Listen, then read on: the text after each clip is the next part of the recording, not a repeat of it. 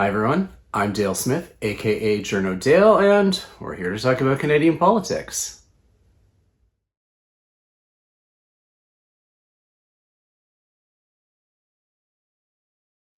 All right, we're here with Carleton University's Dr. Jennifer Robson, and the thing I had a question about was Carney promised to cut regulations within 60 days. I wonder if that's even possible, because they've been doing like 2-for-1 rules and plain language rules and stuff for like a decade and a half. Yeah. So is there any low-hanging fruit left? Okay. So I take it you want more than a one-word answer, so I shouldn't just say no, because that would be We a can, we really can go boring short version recording. first and then expand, but Right. Okay. Okay. Yeah, you're right. Like, look, we've seen the commitments to have red tape cut for a long, long time. I think you mentioned like 1-for-1. Conservatives ran on 2-for-1, a two for in the campaign. Donald Trump yeah, has promised 10-for-1 because bigger, better. yeah, yeah. Anyway, okay. Why don't we actually just start by answering this question in terms of answering the question by just stepping back, and because I think it might be useful to just orient listeners around like what do we mean when we talk about red tape? And before we Um, go there, I will also mention you wrote a Substack post. I'm going to link that below on the Thanks. description. So everyone be sure to check that out after you watch. But anyway, keep going. Okay, and I'm not going to repeat the numbers that are in the Substack because that's really boring to listen to and watch. So you can just go read the numbers for yourselves. Yeah, okay. So just a reminder, like when we talk about red tape, we mean like this is synonymous really with administrative burden. And a co-author of mine, Don Moynihan, is really kind of the big guru in this space, and he and Pam Hurd have done a really good job of defining what we mean when we talk about this. So it's the costs that folks have to go through to learn about what the rules are, right? So if you think about, Yeah. okay, small business, like what are the rules and regulations that I have to comply with? Like that takes time and that takes effort, right? And it's stressful and all that sort of stuff. So there's learning costs, there's compliance costs. So like if you have to go and get specific documents, if you have to have them certified, if you have to have other professionals come in, right, and do things like so there's like actual compliance costs that you have to pay for out of pocket. And then there are also psychological costs, which is it's the stress and the worry, right? Because Yeah. if you're a business, right, this is your livelihood. And if you screw up, right, if you make a mistake, if you don't follow the rules somehow, or if you can't get regulatory approval, like that's it, right? Like you're done. So it's really stressful. And I want to be pointing out here, like we're talking about all of this, and the Carney commitment was all in the context of business, but people face these exact same things too, right? Like Yeah. anytime that you're interacting with government, you interact with this stuff. But again, we have a long, proud history and tradition of focusing on red tape for business and not worrying too much about citizens, even though all of the evidence is actually that's probably where most of the gains Yeah. are to be made, right? Yeah. So, yeah, long story short, for listeners who just sort of want the too long didn't read version of the Substack, we've had a law in Canada that says there's a 1-for-1 rule on rules affecting small business that impose red tape or administrative burdens on them. That law has been on the books since, I'm going to get my dates wrong here, 2012, I think. Yeah. It was mid Harper. Yeah, yeah. And skip ahead, and basically under that law, every single year, president of the Treasury Board has to submit a report to Parliament that says this is the number of regulations that we cut this year, and there's always a cut. There's always we Yeah. cut this many regulations, right? And the thing is that when you actually track over time, the volume of regulations has gone up, Yeah. right? Because Yeah. there's like administrative game playing behind the scenes. So until and unless you sort of say, okay, well, we're just not going to pass any laws, or we're just going to have laws without regulation, you're going to Yeah. keep needing to make new regulations. So, Yeah. but that's sort of the stupid way of thinking about cutting red tape, is like cutting On a strict regulations. number basis. Totally, Yeah. totally, right? Like the more intelligent way to do this is to actually think from a user perspective. So go back to like those three costs, those three types of costs of like learning, compliance, and then psychological costs. And then think about, okay, how can we talk to our user communities to figure out what costs are they bearing in each of those kinds of categories? And how can we administer the rules or simplify the rules or those sorts of things in ways that would reduce the cost for them. And it strikes me that's probably a thing, like if it's a real meaningful dialogue, that's probably going to take more than 60 days. Yeah. Yeah, no, for sure. And that's partially where my question came from is like, if you want to do this the right way, it's going to take time. And that's like that should be a good thing, right? Like Yeah. okay. I get it. We in politics there is a desire to set target dates and deadlines as a way of focusing the mind and indicating Yeah. priority and all the rest of it. But I do worry that it can have the potential downside risk of essentially creating perverse incentives, right? To be able to say, hey, look, we promised within 60 days, and now look, we've done it. We've identified, I don't know, 42 new regulations we're going to cut and job done. And that's when you actually look at the evaluations that have been done, like meaningful Mhm. evaluations have been done of the current system of the one for one. Businesses will actually tell you they don't feel like, even though regulations keep getting cut year by year, they don't feel like the regulatory burden has gone down because it's not about the volume of regulations, right? It's Yeah. about the complexity. It's often about like, does government actually have the tools and the capacities, right, to deliver on these in ways that don't just outsource the work to whether it's small business or citizens. Right. Right. And this kind of leads me to just something that was reminded of during, like, for example, the most recent Auditor General's report on all that Mm, procurement stuff. And she was saying, like, there are more than enough rules there. We just need people to follow right, them. And right, we had a previous conversation about compliance right. in the government and how they keep adding new compliance checklists for every time something Yeah. happens, and how these kinds of things all kind of get create this dynamic within the government at the same time as they're saying cut regulation, but Yeah. they create new rules and new compliance forms. So I have a hypothesis. It's a working hypothesis, informed by so as part of I was part of an academic group and we held a bunch of like roundtable conversations with public servants that were all like Chatham House and blah blah blah. So Yeah. anyway, I'm not going to say like who's there, what was discussed, but anyway, I came away from that conversation and also just sort of my own interactions with public service, including like my own time in it, that an awful lot of what like we on the outside experience as red tape and administrative burdens are really things that basically originate inside of government and then they get pushed onto us. Like, why do the forms suck? Because the technology inside government sucks, right? Like, Yeah. why are there so many checklists? Because exactly as you were pointing out, right? Like, there's this huge compliance burden within government. And so until and unless we kind of do a bit of rationalizing of that, I suspect that we're going to be constantly faced with this ongoing challenge, right? Mhm. And you don't get around that by just sort of identifying a count of regulations that you're going to cut in a year or 60 Yeah. days.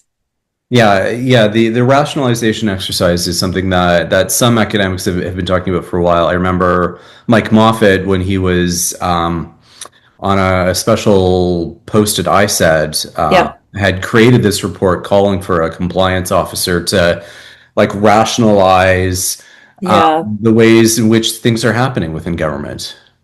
So, I mean, that's interesting. And I know Mike learned a lot from that experience of having gone in on an interchange on the inside. And I think actually that's like we should be doing so much more of that, right? Like Mhm. make government way more porous, like bring in people who can sort of see things with fresh eyes and also send people in government out, right, who can Yeah. go and learn like how are processes and whatnot done outside of government too. But outside of that, I mean, I would just flag like, okay, it's great, you could create a position of a compliance officer, sure, and then you're going to have to staff that office and then they are going to have tasks. And what task then or what jobs elsewhere are we willing to say the same department no longer has to perform or do, Right. right? And so part of this is like, I think just a difficult conversation around everything has always been additive. And so until and unless we're willing to say, okay, what are we going to stop doing? Yeah. That burden, that internal burden continues to rise. And then a lot of that just gets like shoved out onto users of government programs and services. Yeah. Okay. Yeah. The other half of this conversation seems to me that Carney has not talked about is that a lot of the burden and the red tape is the tax code. And every time someone says, "Hey, we should have another," I think it's McDonald Commission and simplify the tax code, Right. you get another five MPs who have a private members bill to give you tax credit for every other thing under the sun. And Right. so this is another one of those things. I think when we're talking about red tape, that's kind of one of the unspoken forms of red tape that the government has been really reluctant to deal with. Yeah, and look, I say this as somebody who spent time on the exercise early in the Trudeau years on the tax expenditure review. Um, um, and I've actually read the Royal Commission on Taxation. Anyway, yeah. Yeah. So familiar with this space. I guess my concern is that I think you've identified an issue in a big way, right? That the tax code has become more complex. It has an awful lot of niche or boutique elements to it. Each of those niche and boutique elements has a stakeholder community that doesn't want to give up that space, right? It's a part of like Yeah. how they do the gatekeeping, you know.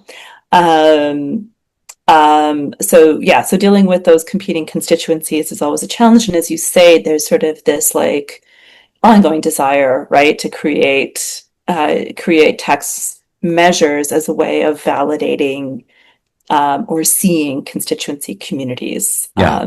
There's huge demand for that always, but I'm not sure. And I've written about this in the past. It's been a while, but I'm not sure that what we need in order to address tax reform is sort of a one-time once Royal Commission, right? Okay.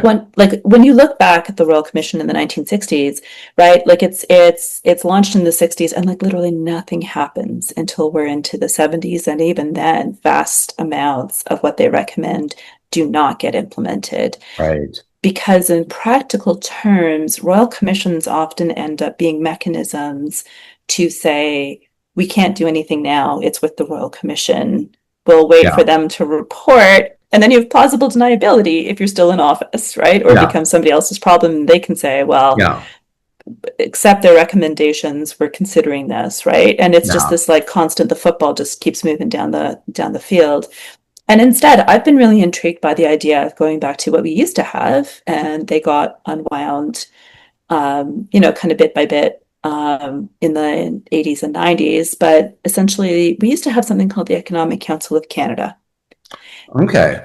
And it was like a standing body that could do independent analysis and research and ongoing consultation. And it could publish, right? Which Yeah. you can say, oh, yeah, sure. Okay. Like, government officials can do ongoing analysis, but they can't publish, right? Like, Yeah. so I'm kind of interested in that model instead of rather than a Yeah. Well, one-time once commission. and that just brings me to mind, like the Law Commission. They've Oh, reconstituted that, and okay. I suppose would be sort of a similar kind of model in terms of they can pursue research that they want, or the minister can direct them to Sure. research particular Yeah. subjects, and Yeah. which they then publish on and Yeah. engage with the public in that forum line. So I think that's actually an interesting idea. Thanks. Thanks. Yeah. Yeah. I mean, look, Yeah. I think tax I hesitate to use the word simplification because everybody always thinks that that just means like reduce the number of brackets or like get rid of the tax measures that benefit them. But I think some sort of tax review to ensure it is the most efficient and transparent that it possibly could be. That's a really meaningful like really meaningful exercise. And like, Mhm. yeah, tough hill to climb, rich hills, but tough hill to climb. Yeah. And honestly, by the time that we were to start a royal commission, the economic realities may have changed for the country so much that by the time it reported, we might need to start another one. So Yeah. like the world is moving fast right now. Why don't we just equip ourselves to have the capacity on an ongoing basis to grapple with Yeah. these issues? All right. And speaking of, now that I've raised the Law Commission, I'm going to put on my other hat, which is my law reporter hat, Yeah. and say that the other thing that I find interesting about the whole thing with reducing red tape is part of why that regulation exists is to insulate the government from liability, Hmm. why so much of it comes up. So I also wonder if there's a trade-off there as well when you're trying to reduce red tape and regulation, where they then open themselves back up to other forms of liability or so on. Well, okay. So, and I wrote about this a little bit in my Substack. I mean, I hadn't really thought about it from the perspective that you're raising, right around like liability of the crown, and I think that's a Hmm. really interesting, important one. I've been thinking about it in terms of, well, I guess there is an overlap there in terms of like if part of the way that you say that you're going to reduce red tape is to say we're going to harmonize, we're going to have regulatory harmonization, and we're going to adopt a sort of tell government once approach, right? Hmm. So in other words, like if you have, I don't know, registered some sort of business activity in a province, well, we can accept that information and bring it into the federal system. And I think that there are cases where that probably makes a lot of sense, right? Wouldn't it be nice if our governments actually could talk to each other, It would be, you but know? But then we nobody would wants to also, surrender any kind of sovereignty on a federal as part of federalism. well, and everybody worries about like information sharing agreements where if they are transmitting information and somehow like without consent, or if something happens in the course of the transmission, then, to your point about liabilities, that raises it again there. Yeah. But I think it also like it's one thing here within Canada, but some of the approach around regulatory streamlining, like for example in the food and drug space, Yeah. has been more internationally, right? And there's been sort of in the last 20 years, especially the last 10, a huge push for regulatory harmonization between Canada and the United States. And so, like, one of the other risks of this approach, right, is like Which we're going to start living through right now. you trust that the Yeah. other party is like regulatorily competent to administer to the same standards, right? And to have the same kind of protective mechanisms and professionalism that you rely on, Yeah. right? Yeah. Yeah, And the US is dismantling that capacity at an alarming rate. yeah, Yeah, yeah. I know for In a big sure. way, in a big way, Yeah. right? And so like I said, I can see the case within Canada, for more of that harmonization and for information sharing agreements. I think there's huge potential there, within look, we have our flaws, but on balance, like we're pretty well governed, right? Yeah. Like, come on, you Generally. know? Yeah, generally speaking, generally, like not perfect, but not bad, really not Yeah. bad. So there's huge capacity there, and huge potential there. But yeah, on the international front, I think you just want to think really carefully about how you pick your partners. Yeah, for sure. Yeah, All right. Well, I think we've covered a lot of ground today. as Thanks usual. so much for doing this. My pleasure. All right, and we'll talk again in the near future. All right, take care. All right, cheers. Bye. And that's everything for this week. Join us again next week for some more Canadian politics. I'm Dale Smith. It's at journo_Dale on Twitter and journodale no underscore on Bluesky. And don't forget to like the video, share, subscribe, and support us on Patreon. Thanks, everyone.